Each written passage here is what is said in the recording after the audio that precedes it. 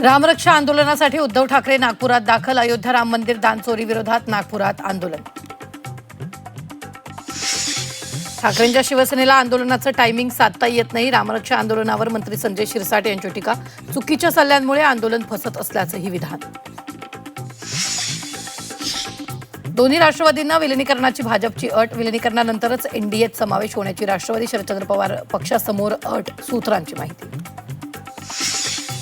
भाजप आणि राष्ट्रवादी शरदचंद्र पवार पक्षाच्या नेत्यांमध्ये कोणतीही चर्चा नाही. भाजपनं विलिनीकरणाची अट टाकल्याच्या चर्चांवर सुप्रिया सुळेंचं स्पष्टीकरण.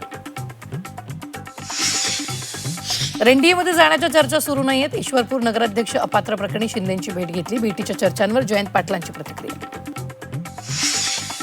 दिल्लीनंतर जंतर मंतरवर अभिजित दिपकेवर शाईफेक. महिलेनं शाईफेक केल्याचा आरोप. पोलिसांनी महिलेला घेतलं ताब्यात.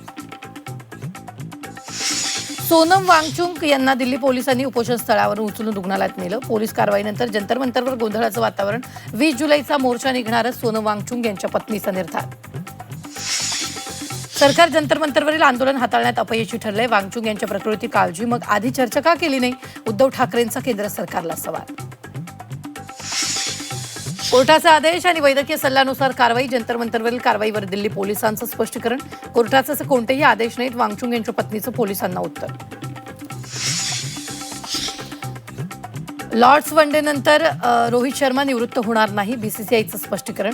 रोहितच्या निवृत्तीच्या चर्चांना पूर्णविराम देण्याचा प्रयत्न.